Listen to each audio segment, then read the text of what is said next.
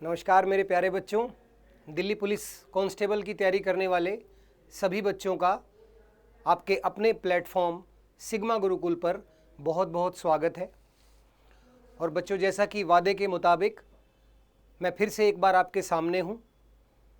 हम लोग 2020 में दिल्ली पुलिस कांस्टेबल ने जितने भी एग्ज़ाम लिए थे, यानी कि प्रीवियस ईयर पेपर, वो सारे पेपर्स हम एक एक करके अपने चैनल पर सॉल्व करवा रहे हैं, जिससे आपको एक आइडिया हो जाए कि एसएससी किस तरह के सवाल पूछती है, क्या क्वेश्चंस का लेवल रहता है, और आपको आने वाला जो पेपर होने वाला है दिसंबर और नवंबर में, तो उस पेपर का एक आपका रिहर्सल हो जाएगा। आपको एक आइडिया हो जाएगा कि पेपर किस तरह का आने वाला है और क्वेश्चंस का लेवल क्या रहेगा।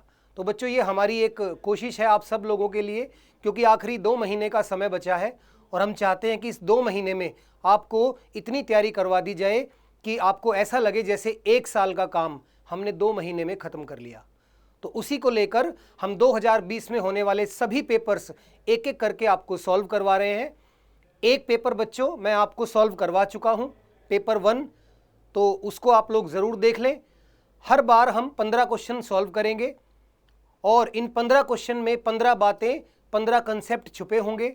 जितनी भी शिफ्ट 2020 में हुई थी उन सभी को हम लोग सॉल्व करेंगे। और फिर आप देखना, जब आपका आने वाला टाइम में जो पेपर होगा दिसंबर और नवंबर में, तो आपको लगेगा कि 15 में से 10 या 12 सवाल तो रिपीट हो गए, क्योंकि मैथमेटिक्स में बच्चों टाइप बड़ी लिमिटेड होती है और वही लिमिटेड टाइप बार बार घुमा घुमा कर पूछी जाती है। तो बस आपको प्रैक्टिस करनी है और उस प्रैक्टिस में ही 4 चांद लगाने के लिए ये पेपर्स हम आपको सॉल्व करवा रहे हैं। तो आज हमारी ये दूसरी क्लास है जिसमें पेपर 2, और यहाँ पर मैंने लिख दिया है 27 नवंबर 2020 को सेकंड शिफ्ट जो हुई थी उसका पेपर आज हम लोग सॉल्व करेंगे। और सेम देख लेना बच्चों, इसी लेवल के क्वेश्चन आपके जो कमिंग एग्जाम है उसमें आएंगे। तो आप लोग बड़े ध्यान से इन क्वेश्चंस को सॉल्व करें, और कोई भी डाउट, कोई भी क्वेरी अगर है तो आप लोग हमसे पूछ सकते हैं, हमसे जुड़ सकते हैं। डिस्क्रिप्शन बॉक्स में हमारे सारे लिंक्स, टेलीग्राम चैनल या जितनी भी सोशल वेबसाइट होती है उन सब का लिंक हमने अपने डिस्क्रिप्शन बॉक्स में दिया हुआ है। उसके थ्रू आप हमारे साथ जुड़ सकते हैं। और अगर आपको कोई डाउट, कोई क्वेरी या कुछ भी आप पूछना चाहते हैं तो आप हमसे कांटेक्ट कर सकते हैं। तो चलिए बच्चों, दिल्ली पुलिस का पेपर 2 हम स्टार्ट करते हैं, और ध्यान से देखना, ऐसे ही क्वेश्चन आपको पेपर में मिलने वाले हैं। चलिए भाई, तो पहला सवाल है, what is the area of a rhombus whose side is 10 centimetre and shorter diagonal is 12 centimetre. यानी रोम्बस होता है बच्चों समचतुर्भुज। ये होता है आपका रोम्बस, जिसको हिंदी में बोलते हैं समचतुर्भुज। आपको इसकी साइड दी हुई है 10 सेंटीमीटर और छोटे वाला डायगोनल दिया हुआ है। डायगोनल को हिंदी में बोलते हैं विकर्ण, और ये आपको दिया हुआ है 12 सेंटीमीटर। देखिए, आप लोगों को ये बात ज़रूर पता होगी कि जो रोम्बस या समचतुर्भुज होता है उसकी चारों साइड बराबर होती है, और उसके जो विकर्ण, जो डायगोनल होते हैं, वो बराबर नहीं होते, लेकिन एक दूसरे को 90 डिग्री पर बराबर भागों में बांटते हैं। यानी छोटे वाला डायगोनल पूरा अगर 12 है तो ये हिस्सा 6 होगा और ये हिस्सा भी 6 होगा। अब अभी मैंने आपको एक बात बताई कि रोम्बस के जो डायगोनल्स होते हैं, जो विकर्ण होते हैं, उनका जो सेंट्रल ये वाला एंगल है, ये सारे 90 डिग्री के होते हैं। तो अब आप एक बात यहां आपको दिख रही होगी कि ये जो ट्रायंगल है, ये क्या बन गया, एक राइट एंगल ट्रायंगल, समकोण त्रिभुज। राइट एंगल ट्रायंगल में पाइथागोरस थ्योरम क्या कहती है, ये आपका होगा हाइपोटेन्यूज यानी कि कर्ण, और 10 का स्क्वायर हो गया 100 और 6 का स्क्वायर 36। पाइथागोरस थ्योरम क्या कहती है कि 10 का स्क्वायर बराबर 6 का स्क्वायर और प्लस अगर इसको मैं x मान लूं तो x का स्क्वायर। ये है आपकी पाइथागोरस थ्योरम। हाइपोटेन्यूज का स्क्वायर बराबर होता है परपेंडिकुलर के स्क्वायर के और आपकी बेस के स्क्वायर के, ठीक है ना। तो हमें कर्ण दिया हुआ है और लंब और आधार, इनमें से हमें एक दिया हुआ है, तो हम दूसरा निकाल लेंगे। अब यहां देखिए, 10 का स्क्वायर हो जाएगा 100, 6 का स्क्वायर 36 और जमा एक्स स्क्वायर। अब 100 में से 36 माइनस होगा 64 और 64 बराबर एक्स स्क्वायर और 8 यहां से क्या आ जाएगी एक्स की वैल्यू, यानी कि ये वाला जो पार्ट है वो कितना है 8। अब डायगोनल अपने आप को दो बराबर भागों में बांटता है, तो अगर ये हिस्सा 8 है तो ये वाला हिस्सा भी क्या होगा 8 होगा। तो दूसरा डायगोनल भी हमने निकाल लिया, कितना आ गया 16। तो देखिए डायगोनल 1 हमें कितना दिया हुआ था 12 और डायगोनल 2 ये हमने निकाल लिया, ये आ गया 16। और हमें निकालना क्या है एरिया ऑफ रोम्बस, एरिया निकालना है यानी कि क्षेत्रफल। और एरिया क्या होता है दोनों डायगोनल की गुणा divided by 2, half into d1 into d2 या दोनों विकर्णों की गुणा और उसको भाग कर देंगे 2 से। तो अपना आंसर आ गया 16 इंटू 12 डिवाइडेड बाय 2, 2 से कैंसिल करेंगे 8 पे जाएगा और 12 गुणा 8 हो गया 96। तो ये बहुत ही आसान सा क्वेश्चन था और दिल्ली पुलिस में मैक्सिमम क्वेश्चन कम लेवल के ही आते हैं, बहुत ज़्यादा टफ क्वेश्चन 15 में से मैं हमेशा आपको बोलता हूं 2 या 3 क्वेश्चन थोड़े से टफ होंगे, बाकी क्वेश्चन बिल्कुल मीडियम या इजी लेवल के होंगे। तो आप पहले 10 से 12 पर पहुंच जाएं, उसके बाद जो 2-3 क्वेश्चन है उनकी ट्राई करें। ठीक है, चलिए अगले सवाल पर आते हैं। Next, 3 articles are bought at ₹200 each. 3 वस्तुओं को 200 रुपए के हिसाब से खरीदा गया। अब जब भी हम कोई चीज खरीदे तो उसको क्या कहते हैं कॉस्ट प्राइस या सीपी या क्रय मूल्य। हिंदी में क्या बोलेंगे इसको क्रय मूल्य। 3 चीजें 200 रुपए की खरीदी गई। पहले मैं इसका बेसिक सॉल्यूशन बताऊंगा, उसके बाद मैं आपको इसका एक आसान तरीका भी बताऊंगा। 2 तरीके से हम ये क्वेश्चन सॉल्व करेंगे। तो कॉस्ट प्राइस अगर 200 रुपए की एक चीज है तो 3 चीजें खरीदी है, यानी कि टोटल 600 रुपए का सामान खरीद लिया हमने। One of them is sold at a loss of 12.5। अब उनमें से 200 रुपए की एक वस्तु को हमने कितने में बेच दिया, एक की सीपी 200 है और उसको हमने 12.5% के लॉस पर बेच दिया। अब बच्चों 12.5% जो है वो किसके बराबर होता है 1/8 के बराबर होता है। ये कैसे आया 12.5% में जब आप परसेंट को हटाओगे नीचे 100 आएगा, उसको सॉल्व करोगे तो ये 1/8 आ जाएगा। तो यानी कि उसे 1/8 का नुकसान हो रहा है। और नुकसान हो या लाभ हो, प्रॉफिट हो या लॉस, हमेशा किस पर होता है कॉस्ट प्राइस पर। तो 200 रुपए की चीज पे 1/8 का नुकसान हो रहा है, तो इसका मतलब उसका नुकसान कितना हो गया 25 का। और 200 की चीज पे अगर 25 का लॉस हो गया तो बताओ वो चीज बिकी कितने में 175 में।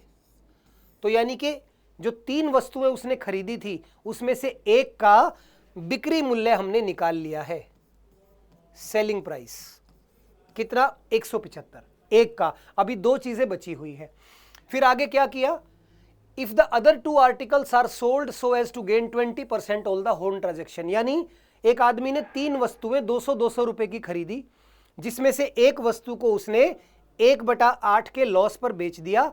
अब वो बाकी 2 वस्तुओं को कितने लाभ पर बेचे कि उसे सभी वस्तुओं पर 20% का प्रॉफिट हो जाए। अब यानी कि उसे ये जो 600 है ना टोटल सीपी, इस पे 20% का प्रॉफिट चाहिए। तो 600 का 20% अगर आप निकालेंगे तो ये कितना आएगा 6 दूनी 12 यानी कि 120।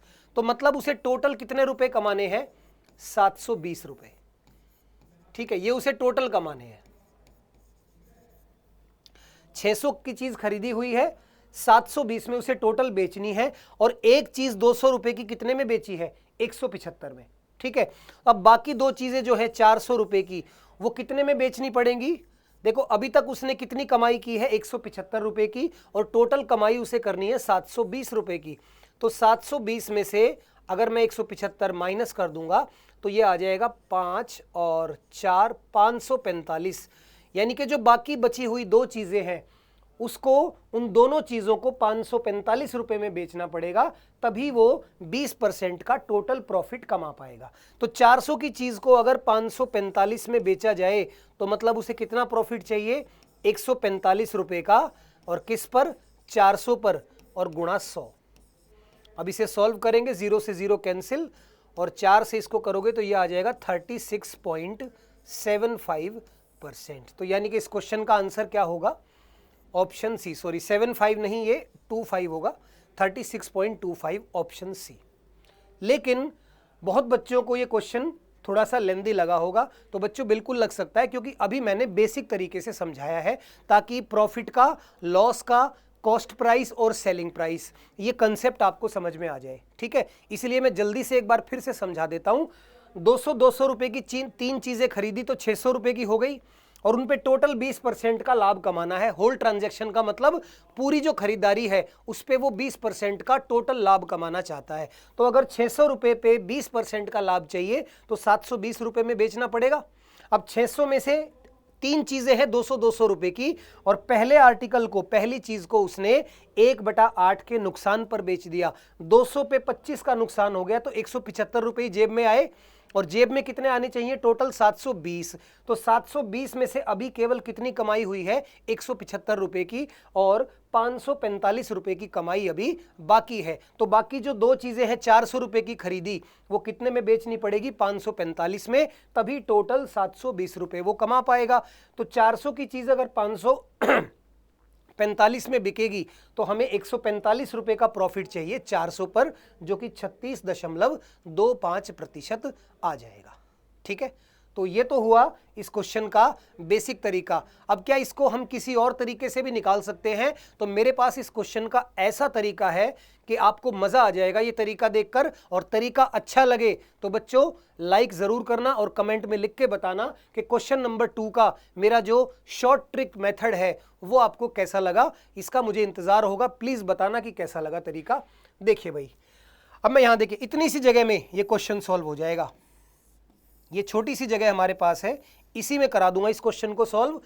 अब आप ये भूल जाइए कि 200 रुपए में या कितने रुपए में खरीदी, केवल ध्यान दो कितनी चीजें खरीदी और कितना लाभ चाहिए। ठीक है, तो टोटल कितने आर्टिकल है? 3 में से एक को उसने कितने लॉस पर बेच दिया? 12.5% पर।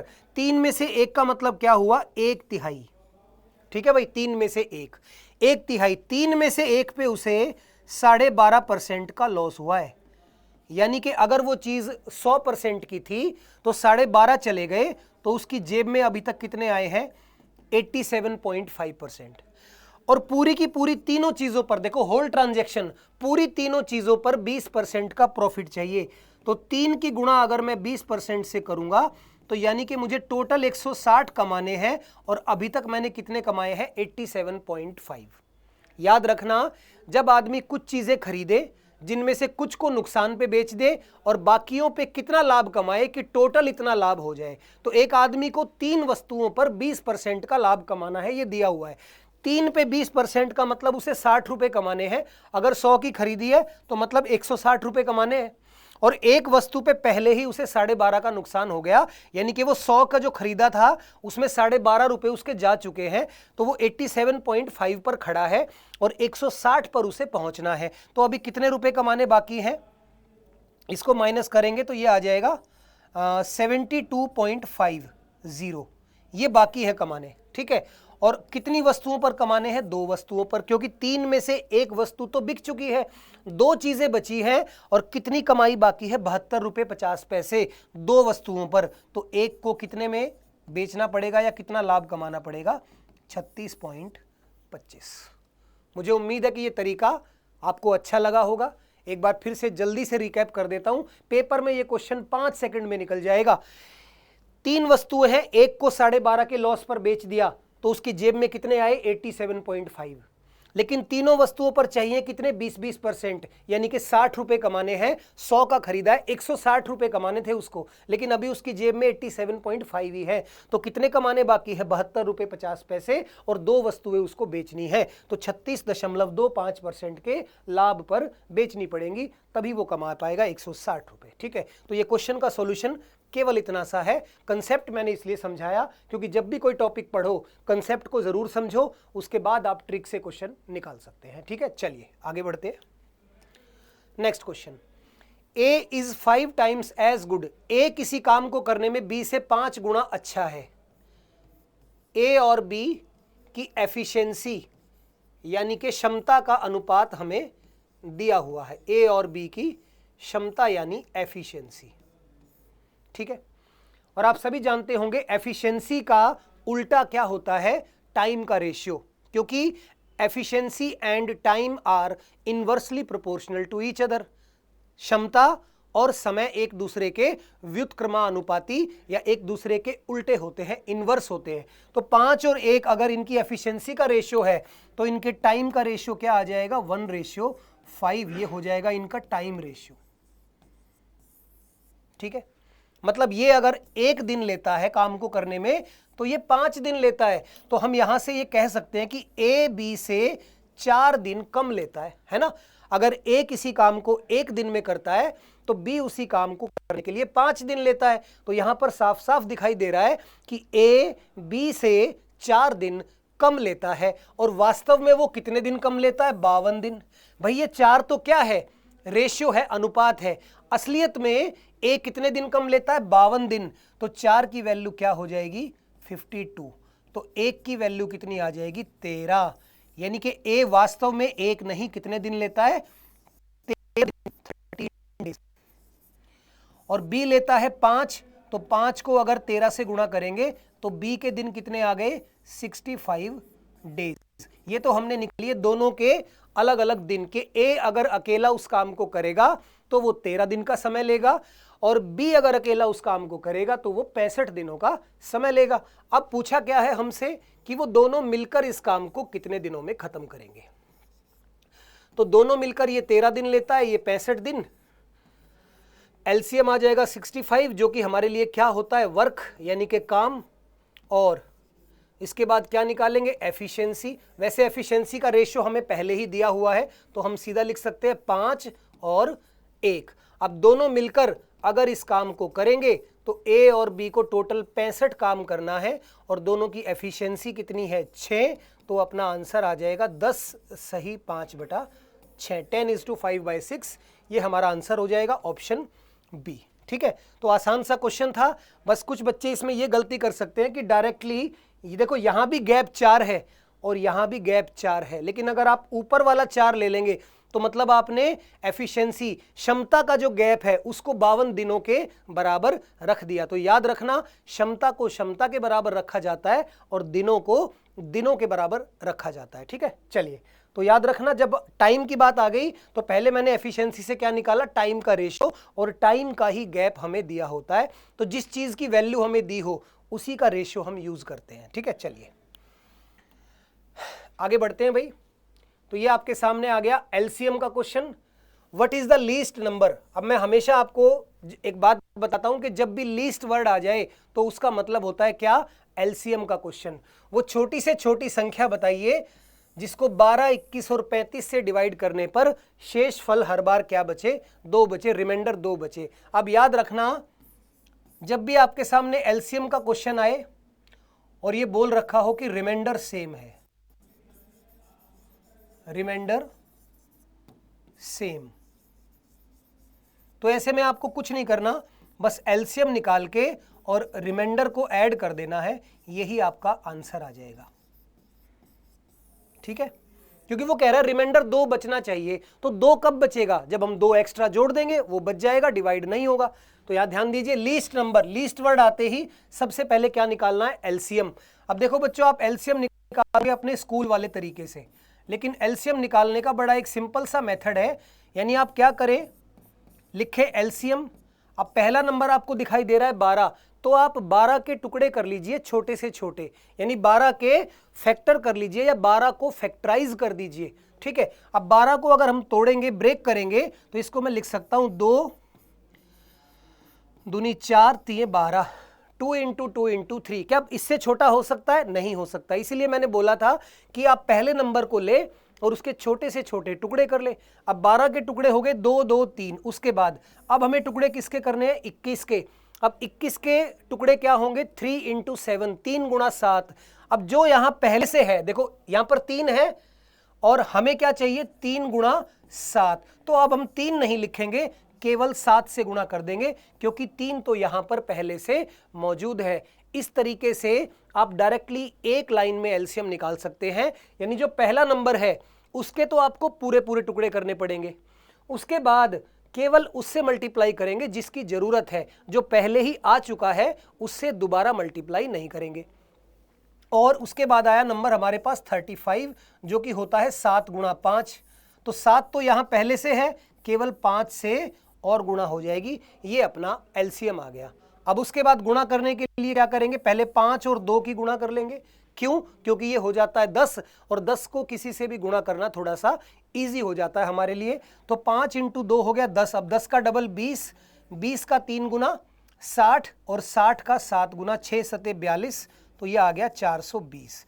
अब बच्चों ये तो आया एलसीएम, मतलब 420 तो वो नंबर आया जो 12, 21 और 35 से कंप्लीटली डिविजिबल है, पूर्णतया विभाजित होता है। लेकिन उसने क्या बोला है, रिमाइंडर बचना चाहिए 2। अब ये तो पूरा पूरा डिवाइड हो जाएगा, रिमाइंडर कब बचेगा, जब हम इसमें रिमाइंडर ऐड कर देंगे। तो हमारा जो फाइनल आंसर होगा वो होगा 422। ठीक है, ऑप्शन डी अपना आंसर आएगा 422। तो जब भी एलसीएम का क्वेश्चन आए और उसमें लिखा हो रिमाइंडर सेम होना चाहिए, तो एलसीएम निकालो और उसमें रिमाइंडर ऐड कर दो, वही आपका आंसर आ जाएगा। और इस क्वेश्चन को भी मेरे ख्याल से आप आराम से 5 या 10 सेकंड में सॉल्व बहुत आराम से कर सकते हो।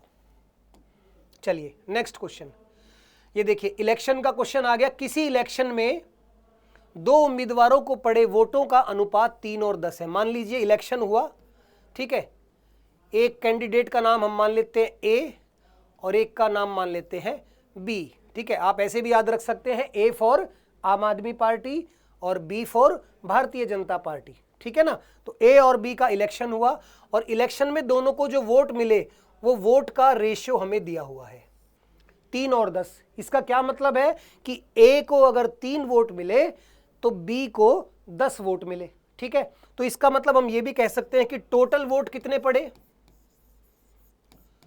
टोटल वोट कितने डाले गए, 13 वोट डाले गए। 13 वोट में से 3 ए को मिले और 10 वोट बी को मिले। आगे क्या कहता है, यदि सभी वोट वैध वोट है, यानी कि सारे के सारे कैसे हैं, वैलिड वोट है, और वैलिड वोट से ही हार और जीत का फैसला किया जाता है। ठीक है, सारे के सारे वोट बिल्कुल जेन्युइन है, वैलिड है। और यदि सफल कैंडिडेट को 1,56,200 वोट मिले, अब देखो 3 वोट एक को मिले हैं और 10 वोट एक को, तो आप आराम से बता सकते हैं कि ये कैंडिडेट सफल हुआ है। और ये जो 10 है ये किसके बराबर है, 1,56,200 के। तो यहां से हम 0 से 0 अगर कैंसिल कर दें तो एक वोट की वैल्यू कितनी आ गई, 15,620 एक वोट की वैल्यू। और हमें निकालना क्या है, कुल वोट, टोटल वोट। तो एक की वैल्यू अगर इतनी है तो इसको हम 13 से गुणा कर देंगे तो हमारे टोटल वोट आ जाएंगे। ठीक है, और इसको गुणा करेंगे तो ये आपका आ जाएगा 2,03,060 वोट। ठीक है ना, तो ऑप्शन बी हमारा आंसर होगा। बहुत ही सिंपल सा सवाल था। किसी चुनाव में, किसी इलेक्शन में 2 लोगों ने भाग लिया, एक को 3 वोट मिले और एक को 10 वोट मिले, तो यानी कि टोटल 13 वोट डाले गए। अब जिसको 10 वोट मिले हैं उसको टोटल 1,56,200 वोट मिले, तो वहां से एक वोट की वैल्यू आ गई 15,620, और टोटल वोट निकालने हैं 13, तो 13 की गुणा कर देंगे और अपना आंसर आ जाएगा 2,03,060। टोटल इतने वोट डाले गए थे और जिसमें से हार और जीत का फैसला हुआ। ठीक है, अब यहां पर आप देख सकते हैं कि B4 भारतीय जनता पार्टी जीत चुकी है, और आने वाले सालों में भी ऐसा लग रहा है कि यही होने वाला है। चलिए भाई next question, question number 6, if the sum of squares of 2 positive numbers. ठीक है, मतलब यदि 2 संख्याओं के वर्गों का योग, 2 संख्याएं मतलब let's take A and B, एक संख्या ए है और एक संख्या बी, और इनके वर्गों का योग हमें कितना दिया हुआ है, 2,426। ठीक है भाई, 2 संख्याओं के वर्गों का योग यानी कि ए स्क्वायर जमा बी स्क्वायर कितना हो जाएगा, 2,426। और उसके बाद कहता है and the square root of 1 number, यानी उनमें से एक संख्या का अगर हम क्या कर दे, स्क्वायर रूट यानी कि वर्गमूल, उनमें से एक संख्या का वर्गमूल कितना है, 7। तो अगर हम इसका स्क्वायर करेंगे या वर्गमूल हटाएंगे तो ए की वैल्यू आ जाएगी 7 का स्क्वायर यानी कि 49। तो ए कितना हो गया हमारे पास, 49। अब निकालना क्या है, अदर नंबर बी निकालना है। तो ए अगर 49 है तो 49 का स्क्वायर प्लस बी स्क्वायर बराबर 24 26। ठीक है, अब यहां से बी स्क्वायर निकालते हैं, तो बी स्क्वायर होगा 24 26 में से 49 का स्क्वायर हमें क्या करना पड़ेगा, माइनस स्क्वायर निकालने का बहुत आसान तरीका बताता हूं। आपको किसी भी दो अंकों की संख्या का 2 डिजिट नंबर का स्क्वायर निकालना है, तो 4 का स्क्वायर कर दो 16 आ गया, 9 का स्क्वायर आ गया 81, और उसके बाद 4 गुणा 9 कितना हो गया 36, और इसको 2 से गुणा कर दो, यानी कि इन तीनों की गुणा कर दो। 9 इंटू 4 36 का डबल 72, जिसे नीचे लिख दो इकाई का अंक छोड़कर, यूनिट डिजिट को छोड़कर, तो ये 1042। ठीक है, 2401 ये आ गया 49 का स्क्वायर, इसे माइनस कर दो। माइनस करेंगे तो बी स्क्वायर की वैल्यू आ जाएगी हमारे पास 25, और बी कितना आ जाएगा 5। ठीक है, तो अदर नंबर आ जाएगा 5, ऑप्शन ए हमारा आंसर हो जाएगा।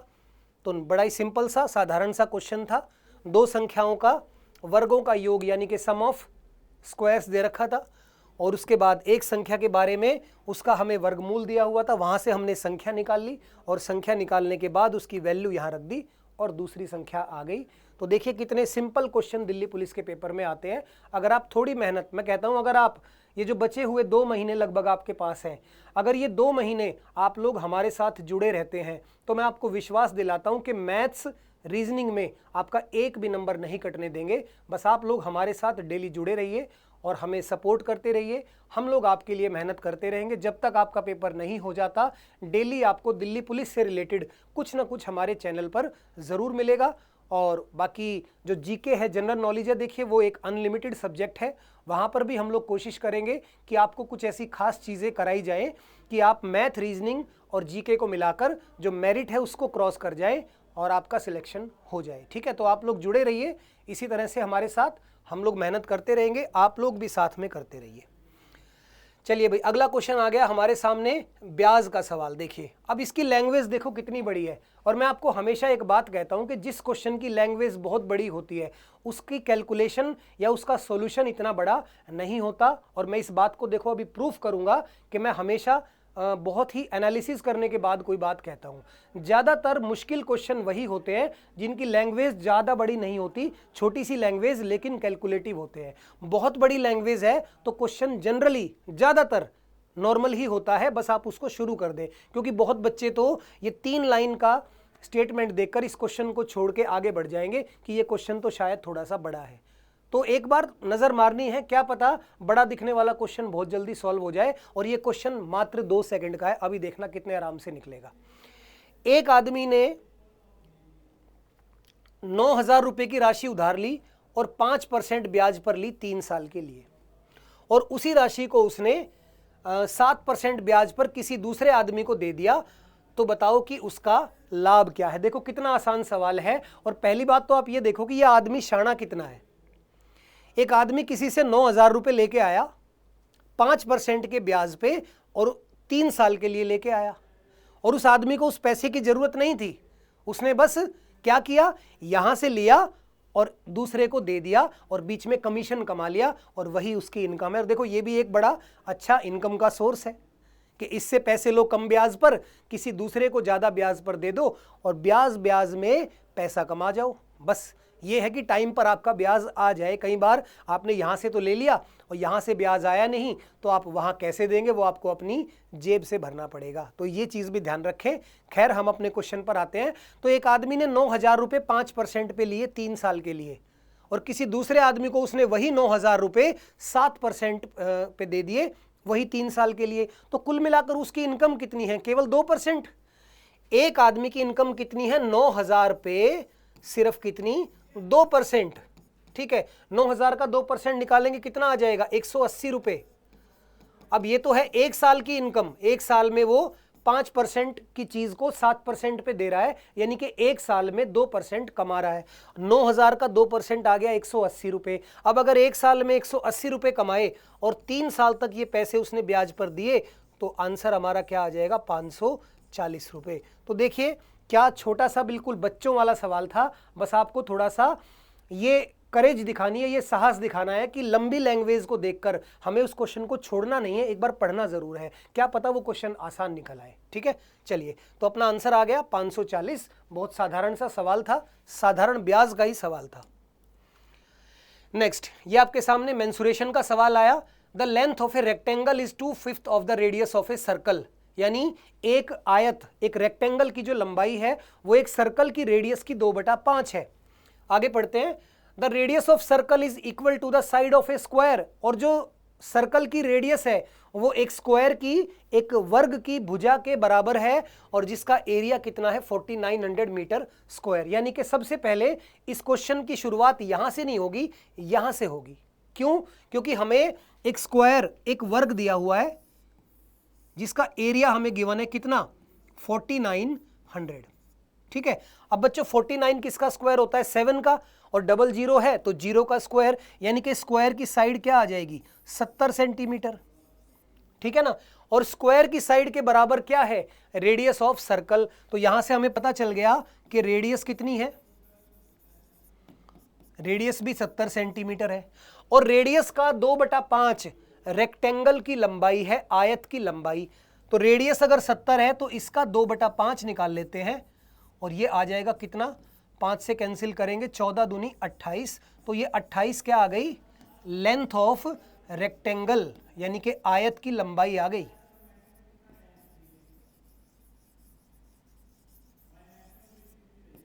ठीक है, तो सबसे पहले हमारे पास एक स्क्वायर था, एक वर्ग था जिसका एरिया था 4900 या 4900, जो कि 70 का स्क्वायर होता है। तो स्क्वायर की साइड आ गई 70, और जितनी स्क्वायर की साइड है उतनी ही एक सर्कल की रेडियस है। तो सर्कल की रेडियस भी कितनी हो गई, 70, और इस रेडियस का 2/5 एक रेक्टेंगल की लंबाई है। तो 70 का 2/5 निकालेंगे तो 28 आ जाएगा, यानी रेक्टेंगल की लेंथ कितनी आ गई, 28, और रेक्टेंगल की चौड़ाई 20 मीटर हमें दे रखी है, और एरिया निकालना है रेक्टेंगल का।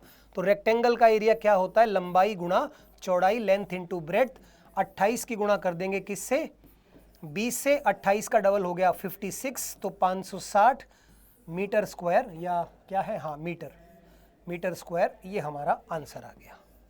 ठीक है, बड़ा आसान सा सवाल था। स्क्वायर के एरिया से उसकी साइड निकाली, स्क्वायर की साइड से रेडियस निकल गई, रेडियस की 2/5 लंबाई है रेक्टेंगल की, और रेक्टेंगल की चौड़ाई हमें दे रखी है 20। तो अपना फाइनल आंसर आ गया 560 मीटर स्क्वायर, यानी कि ऑप्शन डी।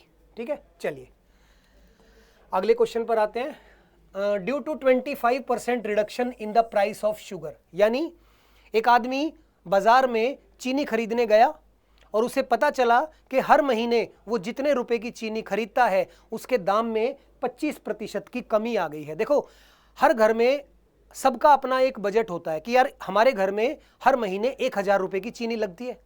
तो एक आदमी बाजार में गया और उसको पता चला कि चीनी का मूल्य कम हो गया है, कितना, 25%।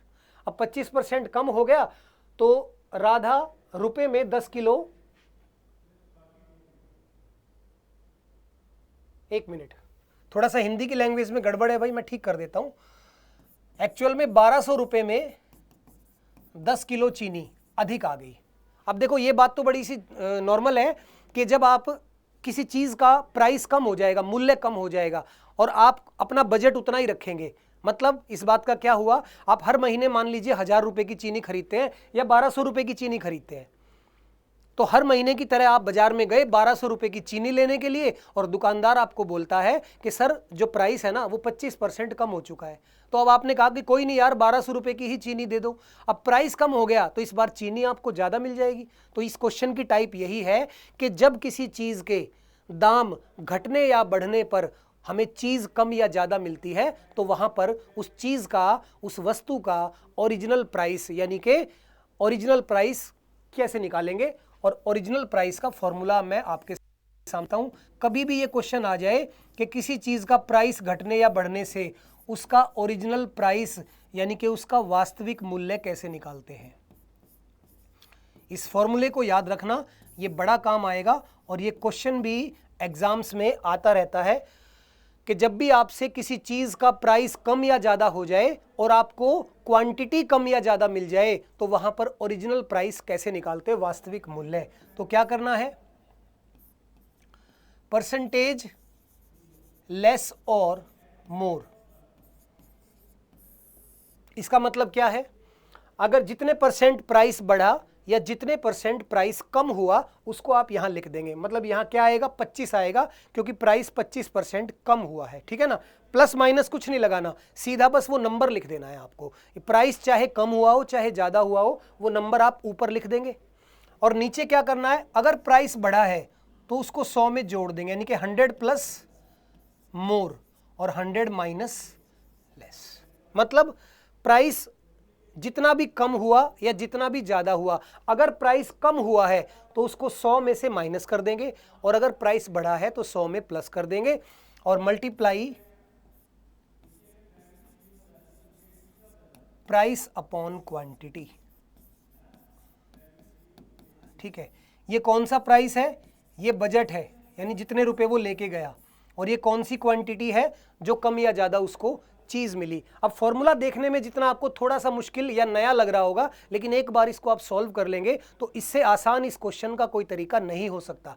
ठीक है, देखिए प्राइस कितना कम हुआ, 25%, तो ऊपर आ गया 25। मैंने क्या बोला था आपको, परसेंट प्लस माइनस कुछ नहीं लगाना, केवल वो नंबर लिख देना है, चाहे प्राइस कम हुआ चाहे प्राइस ज्यादा हुआ। तो 25% की कमी आई तो ऊपर हमने लिख दिया 25। अब जब कमी आएगी तो 100 में से माइनस करेंगे, 100 में से 25 गया, नीचे आ गया 75। उसकी जेब में कितने रुपए थे, 1200 रुपए, और उसको कितने किलो चीनी कम या ज्यादा मिली, 10 किलो। कम मिली चाहे ज्यादा मिली, यहां वो नंबर आ जाएगा, यहां पर उसके जेब में जितने पैसे हैं वो आ जाएंगे, जितना प्राइस कम ज्यादा हुआ वो ऊपर, और 100 में जोड़ेंगे अगर ज्यादा बढ़ गया प्राइस, और 100 में से घटाएंगे अगर प्राइस कम हो गया। इसको सॉल्व कर देंगे तो 25 से कैंसिल करेंगे 3, 0 से 0 कैंसिल, तो अपना आंसर आ गया 40 रुपए किलो। तो दाम कम होने से पहले कितना था, 40 रुपए किलो। अब आपके मन में मान लो आया कि सर ये पूछ ले कि अभी प्राइस कितना है। भाई ये तो ओरिजिनल प्राइस है, कम होने से पहले का प्राइस। अब तो प्राइस कम हो चुका है, तो प्राइस कितना कम हुआ है, 25%। 25% का मतलब होता है 1/4, तो 40 का 1/4 हो गया 10, यानी कि प्राइस में कितनी कमी आई है, 10 रुपए की। ये क्या है, रिडक्शन। प्राइस में 10 रुपए की कमी आई। तो अगर आपसे पूछ ले कि अभी करंट प्राइस कितना है, या रिड्यूस्ड प्राइस, घटा हुआ मूल्य कितना है, तो करंट प्राइस हो जाएगा 40 में से 10 माइनस कर दो, क्योंकि प्राइस 10 रुपए कम हुआ है, तो अभी प्राइस 30 रुपए किलो है चीनी का, और जो वास्तविक मूल्य था घटने से पहले वो कितना था, 40 रुपए किलो। ठीक है, तो ये फॉर्मूला आप लोग याद रखना, ये बड़ा आसान सा फॉर्मूला है, और इस तरह का क्वेश्चन हमेशा आप इस फॉर्मूले से निकाल सकते हैं। ठीक है, परसेंटेज लेस और मोर, ऊपर मोर है 100 में जोड़ देना, लेस है 100 में से घटा देना, ऊपर पैसे आ जाएंगे, नीचे क्वांटिटी आ जाएगी, और मुश्किल से 2 सेकंड में आपका आंसर आ जाएगा। बस इस फॉर्मूले को याद रखना। ठीक है, तो अपना आंसर आ जाएगा ऑप्शन बी 40। आगे बढ़ते हैं, next question. If the radius of a circle is increased by 10%, एक सर्कल की रेडियस को कितना बढ़ा दिया, 10%। ठीक है, अब अगर मैं सिंपल करूं, सर्कल का एरिया क्या होता है, पाई आर स्क्वायर। ठीक है, पाई आर स्क्वायर। अब पाई तो एक कांस्टेंट वैल्यू है, रेडियस को मान लो मैं ऐसे ही मान लेता हूं कि रेडियस जो है ना वो कितनी है, 100 है, तो इसका एरिया कितना आएगा, 100 का स्क्वायर, यानी कि 10,000 पाई। अब उसने कहा रेडियस को अगर 10% बढ़ा दें, तो बढ़ाएंगे तो 100 से कितनी हो जाएगी, 110 हो जाएगी। और अब क्या करेंगे, 110 का स्क्वायर, तो 11 का स्क्वायर होता है 121, तो ये कितना आ जाएगा, 12,100 पाई। अब 10,000 पाई से 12,100 पाई हो गया, यानी कि एरिया कितना बढ़ गया, 2100। किस पे बढ़ा, 10,000 पे, और मल्टीप्लाई बाय 100। इसे सॉल्व करेंगे तो आंसर आ जाएगा 21% इंक्रीज। लेकिन हम इस तरह से पेपर में नहीं निकालेंगे, क्योंकि वैल्यू थोड़ी सी बड़ी हो रही है। ये बड़ा आसान सा क्वेश्चन है। देखो, जब किसी चीज़ की रेडियस बढ़ गई सर्कल की कितनी, 10%, 10% का मतलब होता है 1/10, यानी रेडियस अगर 10 थी तो 1 की वृद्धि हो गई, यानी कि रेडियस कितनी हो गई, 11। एक सर्कल की रेडियस अगर कितनी थी, 10, तो वो 1 बढ़ गई तो कितनी हो गई, 11। और एरिया क्या होता है, रेडियस का स्क्वायर, तो आप इसका स्क्वायर कर दो बस। तो 10 का स्क्वायर, 11 का स्क्वायर, यानी कि 100 से 121 हो गया क्या, एरिया। तो 100 से 121 हुआ, तो आप सीधा सीधा आंसर लगा सकते हैं कि 21% की वृद्धि हुई है। ठीक है, तो ये तो बेसिक कंसेप्ट था जो कि आपको समझाने के लिए था। पेपर में तो आप क्या करेंगे, 10% का मतलब 1/10 की वृद्धि, यानी कि रेडियस 10 से 11 हो गई। और मैंने स्क्वायर क्यों किया, क्योंकि एरिया होता है पाई आर स्क्वायर, रेडियस का स्क्वायर करेंगे तो एरिया आता है, तो स्क्वायर कर दिया, एरिया 100 से 121 हो गया और 21% की वृद्धि अपना आंसर हो गया। ठीक है, चलिए ऑप्शन डी हमारा आंसर आ जाएगा। Next, A shopkeeper marks his good at 20% above the cost price. He sells 3/4 of the goods at marked price and remaining at 30% discount. Find his loss or profit. अब देखिए ये question थोड़ा सा हल्का सा calculative है, लेकिन हम इसको करेंगे, मुश्किल नहीं है, बस थोड़ा सा इसमें समय लगेगा, हल्का सा समय लगेगा। पहले क्वेश्चन समझाता हूं। एक दुकानदार कोई वस्तु खरीद के लाता है और उस पर 20% अधिक अंकित कर देता है। हम ना, हर दुकानदार ऐसा ही करता है। कंपनी से कोई चीज़ खरीदी 100 रुपये की, उस पर लिख दिया 200 रुपये, जिसको हम लोग क्या कहते हैं, मार्क्ड प्राइस, है ना, MRP, मैक्सिमम रिटेल प्राइस। तो मैक्सिमम, ये जो MRP है ये कभी भी कंपनी नहीं लिखती, ये जो दुकानदार है या जो रिटेलर्स होते हैं वो अपनी मर्जी से लिखवाते हैं। कंपनी ने माल बनाया, अब आप डायरेक्ट कंपनी से नहीं खरीद सकते। कंपनी किसको देती है, बड़े दुकानदार को, जिसको क्या कहा जाता है, होलसेल डीलर। होलसेल डीलर से फिर किसके पास आती है, रिटेलर के, जो एक एरिया में 20-50 दुकानदारों के ऊपर एक बड़ा दुकानदार होता है, और उससे फिर छोटे छोटे शॉपकीपर खरीदते हैं और वहां से कस्टमर के पास आती है। तो ये चीज़, ये चेन आते आते लगभग उस चीज़ का जो मूल्य है वो कई गुना बढ़ जाता है। यानी 50 या 100 रुपये में बनी हुई चीज़ वास्तव में आपको 300, 400, 500 रुपये, जितना जिसका हिसाब किताब है वो कंपनी उस हिसाब से अपना प्राइस बढ़ा देती है। तो एक्चुअल में जिस चीज़ को बनने में 50 रुपये लगते हैं वो हमारे हाथ में लगभग 500 रुपये में आती है। ये एक एवरेज है। लेकिन अब आपको लगेगा इसका मतलब कंपनियां तो हमारे साथ धोखा कर रही हैं। नहीं, धोखा नहीं कर रही हैं। देखो, वो कंपनी जो खोल के बैठा है उसके बहुत सारे खर्चे हैं, बहुत सारे आदमी वहाँ काम करते हैं। तो अगर वो 50 की चीज़ को 50 में ही आपको दे देगा तो फिर ये तो यार समाज सेवा हुई। वो अपने कर्मचारियों की तनख्वाह कैसे देगा, वो अपना घर कैसे चलाएगा, वो पैसा कैसे कमाएगा, वो एक बिजनेसमैन है। तो 50 की चीज़ बनाता है, फिर वो कुछ कमाता है रिटेलर से, रिटेलर होलसेलर से, होलसेलर फिर शॉपकीपर को देते हैं, फिर कस्टमर के पास जाती है। तो कस्टमर को तो बैठे बिठाए चीज़ मिल गई ना। आपको 50 की चीज़ 500 में मिल रही है तो आपको इस चीज़ का कभी दुख नहीं मनाना, क्योंकि वो 50 रुपये में जो चीज़ बनाई गई उसको बनाने के लिए आपने कुछ भी नहीं किया, आपको सीधा बनी बनाई पका पकाया खाना मिला है। और भाई सीधी सी बात है, रेस्टोरेंट में बैठ के खाओगे तो ज़्यादा पे करना पड़ेगा। जिन लोगों को दिक्कत है कि ये रेस्टोरेंट वाले बहुत महंगे रेट लगाते हैं या टैक्स लेते हैं, तो भैया वो उस हिसाब से अपना बिजनेस भी चलाते हैं। आप घर में खाना बनाइए, घर का खाना खाइए। बाहर जो चीज़ आपको 500 रुपये में मिलती है वो 50 रुपये में घर में बन जाएगी और आप आराम से खा लीजिए। तो ये शिकायतें करना कि भाई इसने ज़्यादा पैसे ले लिए, उसने ज़्यादा पैसे ले लिए, तो देखिए व्यापार में व्यापारी अपना मार्जिन जरूर रखता है। हाँ, कुछ लोग बहुत ज़्यादा मार्जिन रख लेते हैं, कुछ लोग कम रख लेते हैं। तो इस चीज़ से हमें परेशान नहीं होना। मेन बात, हमें बैठे बिठाई चीज़ मिल गई। तो MRP का यही कंसेप्ट है। कुछ लोगों को ये लगता है यार ये चीज़ छोटी सी चीज़ है, इतने रुपए की, तो उसको बनाने में और आप तक पहुँचने में जितने लोग बीच में आए उन सब ने पैसा कमाया है, ठीक है ना, क्योंकि उन्होंने मेहनत की है वो चीज़ आप तक पहुंचाने के लिए, राइट। चलिए, तो एक दुकानदार ने किसी चीज़ का मूल्य MRP से 20% ज़्यादा लिख दिया। यानी हम ये कह सकते हैं कि देखो 20% का मतलब क्या होता है, 20% का मतलब होता है 1/5। अब ये नीचे वाला क्या है, 20% अधिक बढ़ाया है, ये CP है, 1 रुपये दाम बढ़ाया है, तो यानी कि 5 रुपये की चीज़ को दुकानदार ने कितना लिख दिया है कि भाई मैं 6 रुपये में दूंगा। He sells 3/4 of the goods at MRP। ठीक है, MRP कितना है, 6 रुपये। अब मान लो कि उसने 4 चीजें खरीदी। अब मैंने 4 क्यों लिया, 10 क्यों नहीं लिया, 50 क्यों नहीं लिया, 100 क्यों नहीं लिया, क्योंकि उसने कहा है 3/4, यानी कि 4 में से 3 चीजें। देखो 3/4 का मतलब क्या होता है, 3/4 का मतलब होता है, 3/4 का मतलब होता है 3 आउट ऑफ 4, यानी 4 में से 3 चीजें उसने MRP पर बेच दी। देखो एक चीज का मूल्य है 6 रुपये, टोटल 4 चीजें खरीदी है, तो 6 चौक 24 रुपये MRP है, टोटल MRP, ठीक है। और टोटल अगर कॉस्ट प्राइस की बात करें तो वो 20 रुपये है, क्योंकि 5 रुपये में खरीदी थी, 4 चीजें हैं, तो 20 रुपये हमारी CP है। अब उसने इसमें से 3 चीजें कितने की बेची है, MRP पर, यानी गुणा 6, मतलब 18 रुपये उसकी जेब में आ चुके हैं। और रिमेनिंग यानी कि जो एक वस्तु बच गई उस पर 30% का डिस्काउंट दिया। एक वस्तु पे उसने 30% का डिस्काउंट दिया। अब डिस्काउंट किस पे होता है? एमआरपी पे। तो 6 का अगर हम लोग 30% निकालेंगे तो ये आ जाएगा 1.8। 6 रुपए की चीज को उसने 1.8 का डिस्काउंट दिया, यानी कि 4.2 की बेची। ठीक है, 4.2 की। और उसने खरीदी कितने की थी? 5 की। अब देखो टोटल उसकी कमाई कितनी हुई? 18 रुपए तो यहां कमाए और 4.2 यहां कमाए, तो टोटल उसने 20 रुपए में खरीदी थी 4 चीजें और 22.2। देखो 18 और 4, ठीक है ना। 18 में 3 चीजें बेची और 4.2 में एक चीज बेची, तो टोटल 22 रुपए 20 पैसे में बेची है और 20 रुपए में खरीदी है सीपी।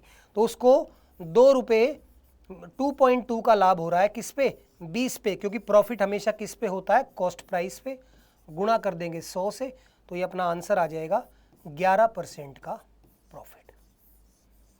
जिन बच्चों को नहीं समझ में आया मैं एक बार फिर से बता देता हूं।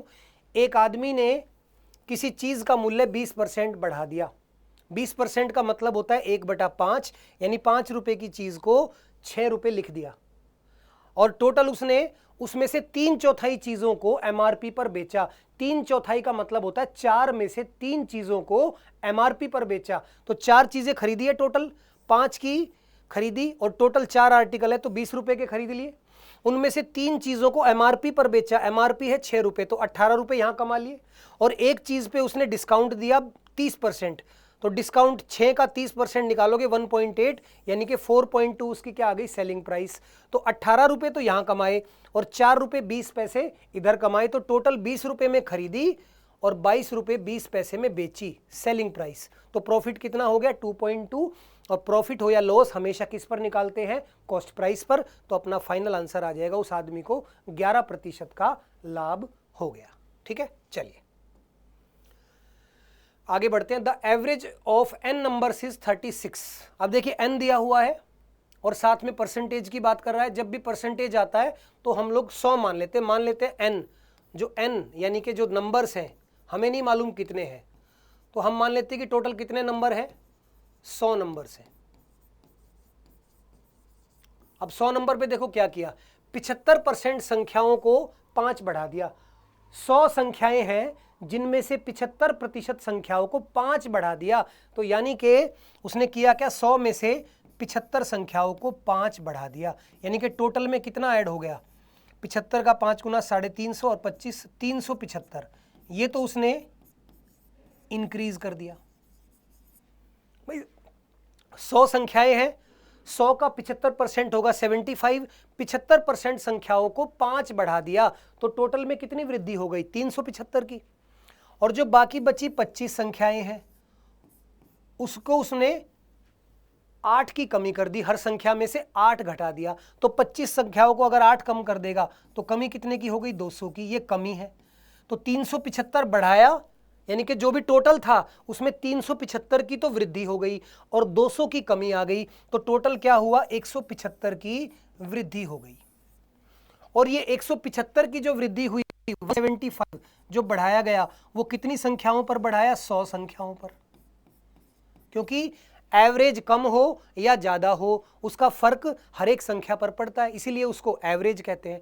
तो 175 की वृद्धि हुई 100 संख्याओं पर, तो एवरेज वृद्धि कितनी हो रही है? 1.75। अब पहले एवरेज कितना था? 36 का ओल्ड एवरेज, और अब एवरेज में कितनी वृद्धि हो गई? 1.75 की। तो नया एवरेज कितना आ जाएगा? 37.75। बड़ा आसान सा क्वेश्चन है। एवरेज में जब कुछ वृद्धि या कमी की जाती है तो आप ये देखो कितनी वृद्धि की और कितनी कमी की, ओवरऑल क्या हुआ और कितनी संख्याओं पर हुआ, इसी को एवरेज में वृद्धि और कमी कहते हैं। तो 100 संख्याएं थी, 75 संख्याओं को 5 बढ़ा दिया यानी कि इंक्रीज कर दिया, और 25 संख्याओं को 8 घटा दिया यानी कि कम कर दिया। तो 375 की वृद्धि हुई और 200 की कमी आई, तो टोटल 175 की वृद्धि हो गई। कितनी संख्याओं पर? 100 संख्याओं पर। तो एवरेज में 1.75 की वृद्धि हो जाएगी। ठीक है, चलिए नेक्स्ट। किसी पैसे को 8% ब्याज पर दिया गया और वो 20,280 रुपये हो गया at the end of 1 year, when the interest is compounded half yearly. देखिए हाफ ईयरली वर्ड का मतलब होता है कि आपका जो ब्याज है वो आधा हो जाएगा। तो 8% से आपका ब्याज कितना हो जाएगा, 4%, जो कि 1/25 हो गया। मतलब आपको 25 रुपये पर 1 रुपये ब्याज मिल रहा है, तो आपका अमाउंट कितना हो जाएगा, 26/25। ठीक है, ये आपका अमाउंट आ जाएगा। और अमाउंट तो पहले से दिया हुआ है कितना, 20,280। तो यहां से हम क्या निकाल सकते हैं, प्रिंसिपल निकाल सकते हैं। प्रिंसिपल गुणा 26/25 और गुणा 26/25। अब ये मैंने 2 बार क्यों लिखा, 2 बार इसलिए लिखा क्योंकि 1 साल है और हाफ ईयरली है, तो 2 बार कैलकुलेट किया जाएगा। और कितना है हमारा अमाउंट, 20,280। ठीक है, इसको सॉल्व करेंगे तो प्रिंसिपल निकल आएगा 20,280 गुणा 25 गुणा 25 डिवाइडेड बाय 26 गुणा 26। ठीक है, अब इसको आप सॉल्व करेंगे तो यहां से आपका प्रिंसिपल आएगा बच्चों 18,750। ठीक है, प्रिंसिपल आ गया। अब क्या कहता है आगे, what will be the compound interest. अब दोबारा आपको चक्रवृद्धि ब्याज निकालना है। प्रिंसिपल हम लोग निकाल चुके हैं और 2 साल के लिए निकालना है। इंटरेस्ट रेट को अगर सेम रखा जाए, यानी कि सेम का मतलब 4% नहीं, ईयरली निकालना है, तो क्या रखा जाएगा, 8%। कुछ बच्चे गलती करेंगे, यहां 8% की बजाय 4% ले लेंगे, क्योंकि बोला हुआ है सेम एज अर्लियर। तो सेम का मतलब है 8%, जो एक्चुअली था हाफ ईयरली की वजह से 4% हुआ था, एक्चुअल रेट तो 8% था। तो अब हमें दोबारा से अमाउंट निकालना है। प्रिंसिपल हमारे पास है, तो बस आपको कैलकुलेशन करनी है। 18,750 गुणा 8% ब्याज है, तो इसका 8% निकाल दो, यानी कि 8/100। ठीक है, वो आ जाएगा पहले साल का ब्याज, फिर ऐसे ही दूसरे साल का ब्याज और ब्याज पर ब्याज। या आप डायरेक्टली ये भी कर सकते हो कि अमाउंट निकाल दो। 18,750 गुणा 8% हो जाएगा 27/25 अमाउंट, और इंटू 27/25।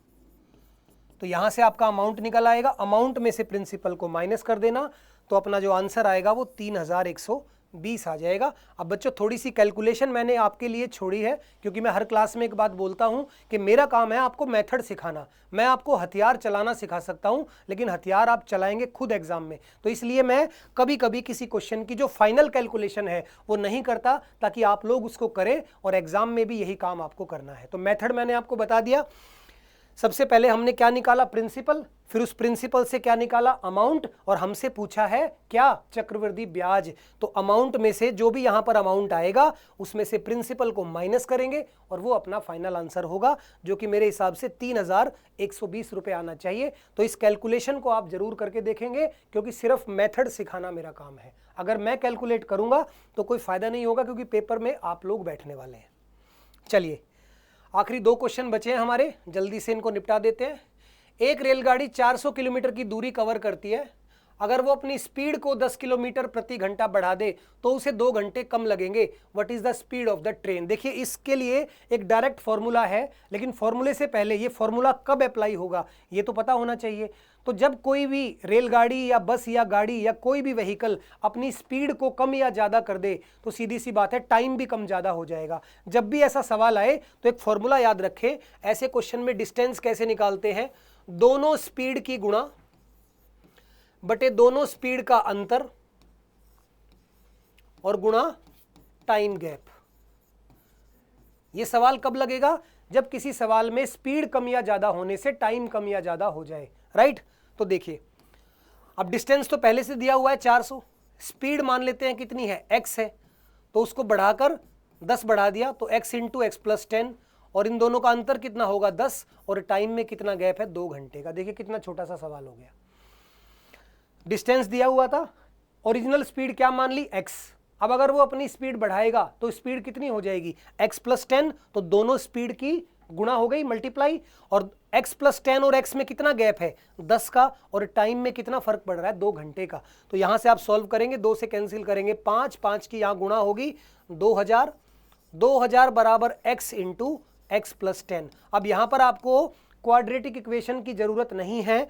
आपको दिख रहा है कि 2000 के 2 टुकड़े करने हैं जिसमें 10 का गैप हो, तो सीधा सीधा 4 गुणा 5 20 होता है, यानी कि 40 इंटू 50, ये हो जाएगी आपकी स्पीड। तो ओरिजिनल स्पीड कितनी आ गई, 40 किलोमीटर प्रति घंटा। तो ये फॉर्मूला आप लोग याद रखें, ये आपको एग्जाम में बहुत हेल्प करेगा।